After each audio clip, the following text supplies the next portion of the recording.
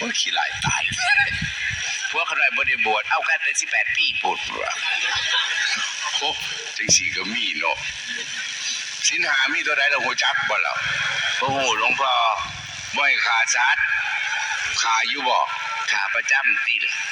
ฆ่าไก่ฆ่าปลาต้มกินคู่มือติล่ะข้อ2บ่ให้ลักทรัพย์ตัวนี้บ่มีหลวงพ่อบ่มักลักของคนข้อ3บ่ให้นอกใจผัวมันดีอยู่จักสินอกมันหยังบูล่ะ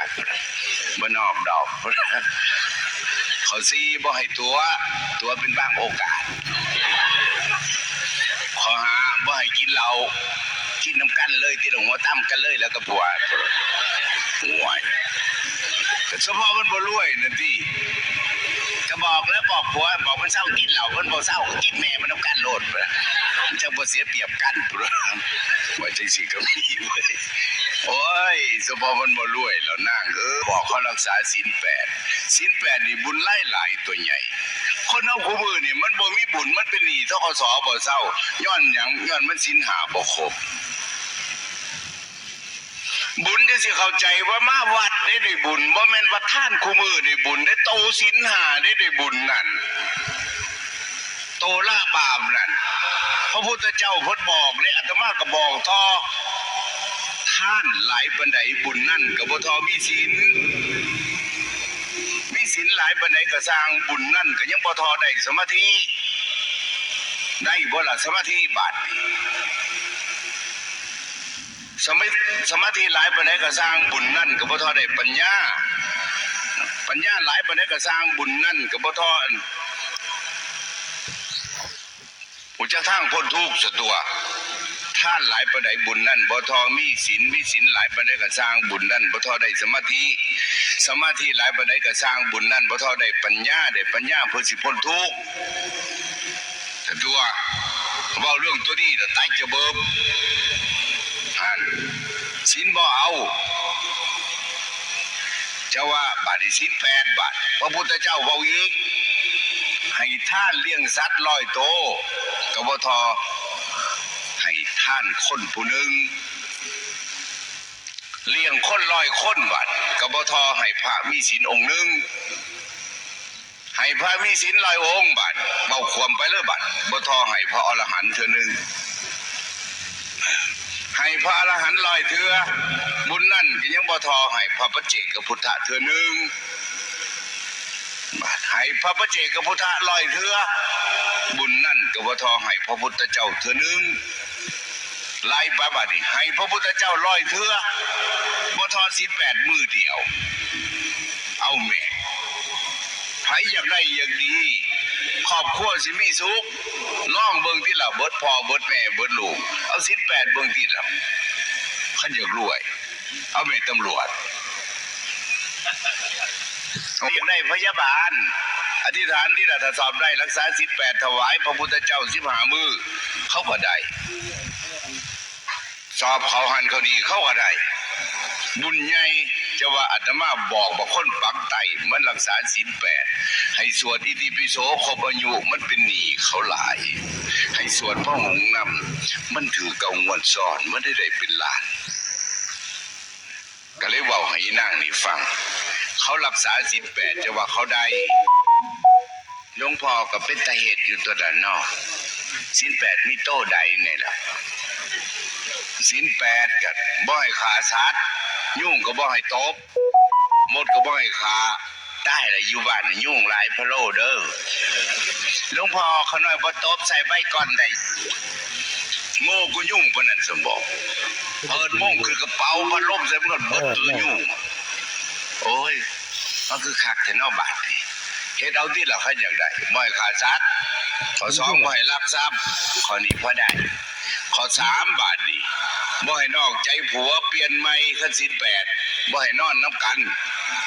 ได้แล้วเด้อข้อนี้แห้งยากกว่าหมู่เด้อว่ะ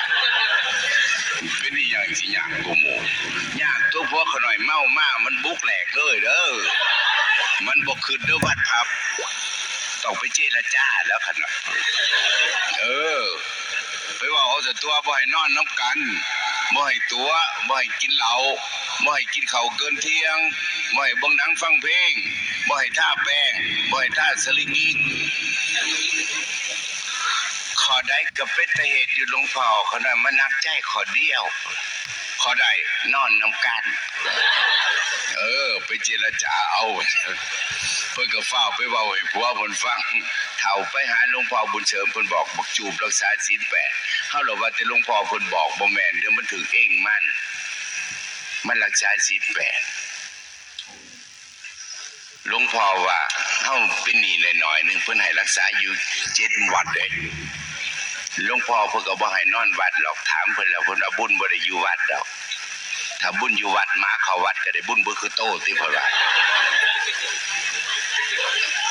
หน้าบ่ให้ฆ่าสัตว์บ่ให้ลักทรัพย์เจ้าเฮ็ดผู้เดียวเด้อข้อยเฮ็ดบ่ได้แล้วศีล8มีโตใดแล้วศีล8ก็บ่ฆ่าสัตว์คือกันข้อ1ข้อ2ก็บ่ได้ลักทรัพย์แต่ว่าข้อ3บัดนี้บ่ให้นอนนำกันเด้บ่พระยังสิบ่ให้ผัวเมียนอนนำกัน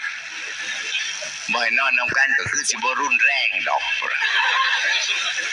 ว่าสันสิเอาแต่เบียร์กระป๋องเดียวก็พอละ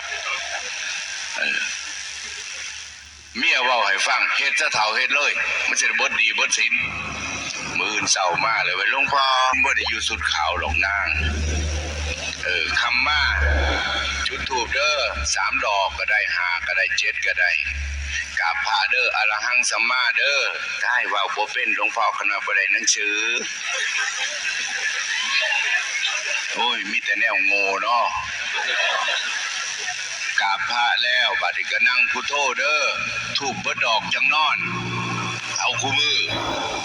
เฮ็ดจังได๋ล่ะครับว่าอรหังบ่ถือจากอ้ายลูกว่าแต่บอกนะแม่สิทูเพิ่นว่าไปไปเฮ็ดธูปเบิดดอกจังนอนเพิ่นก็เฮ็ดได้2 มื้อมาเลยเว้ยโอ้มาเป็นจังได๋เราเกือบตายหลวงพ่อเป็นหยังเกือบตายตัวขนาดบ่เคยนั่งสมาธินั่งพักเป็นหยังล่ะบัดมืดตามบ่ได้ถูกก็บ่เบิดขน้อยก็เลยพุทโธไปน้ำเป่ามันไปน้ำแล้วพุทโธ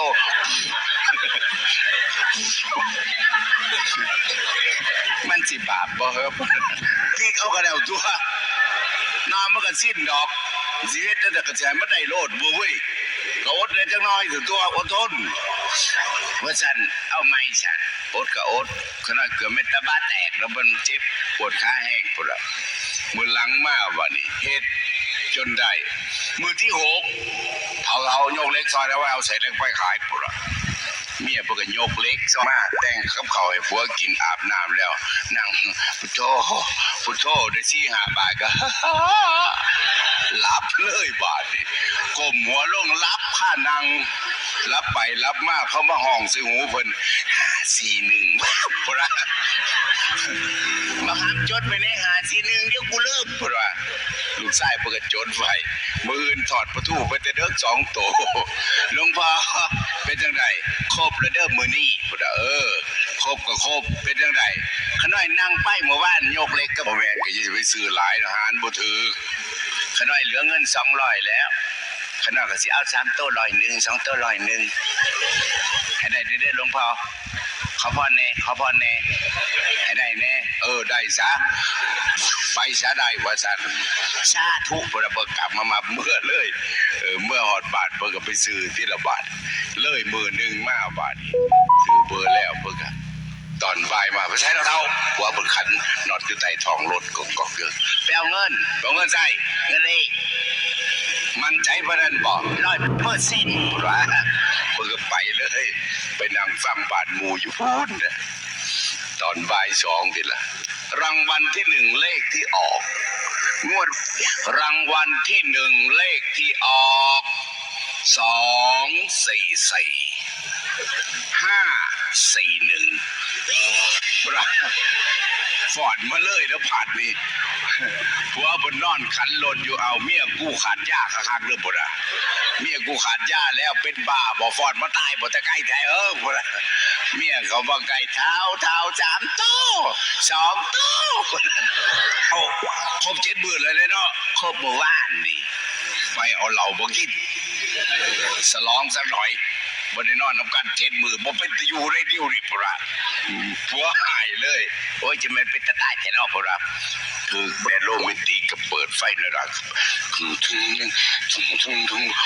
ฟ้อนใจกันนะบ้านเพิ่นฟ้อนใจกันไม่ใหญ่บ้านนี้มาเฒ่าฟ้อนเอากันพุ่นล่ะถึงบอกว่าบ่พอข้าวแล้วล่มมาฟ้าผ่าเปียงว้าวตายแล้วบัดนี้พาก็บอกว่าไฟฟ้าดับปึ๊บตายแล้วกูตายแล้วบ่โดนตายแล้วเกิดอาเพศอีหยังนอกกูเนาะบ่นะมื้อเช้าทอดประตูไปเด้อ3 โต๊ะ 2 โต๊ะบ่ใส่หวีแต่ว่าบัดนี้มาทานเท่าใดล่ะ100เดียวเบิดโอ้ยจะมึงทานหลายเนาะเป็นอีหยังฝ่าผ่าก็บอกเผาใหม่เบิดหลวงพ่อมันเกิดอาเพศหยังล่ะก็อาเพศที่เจ้าของรักษาศีล8อยู่ไปหาพระมาเทวดาประจำบ้านดูแลเขานะเขาเสือผ้าแล้ว16สั้นฟ้า15สั้นดินอนุโมทนานํที่เขาเป็นสาวกพระพุทธองค์เขารักษาศีล8ซอยเหลือเขานะเทวดาประจำบ้านจังว่าเขาได้ถึกอันนี้เจ้ามาเฮ็ดผิดศีลตอนนั้นปั๊บผีเฮือนผีซ่านผีปู่ย่าตายายเทวดานำบ้านเป็นบ้าบ่อีนั่งอันนี้ก็ฟ้าผ่าให้เบิ่งเฮ็ดอีกบาดนี้ตายเลยเด้บัดนี้ตายแล้วหลวงพ่อบ่ฮู้จักสาธุขออภัยมานี่พุ่นว่า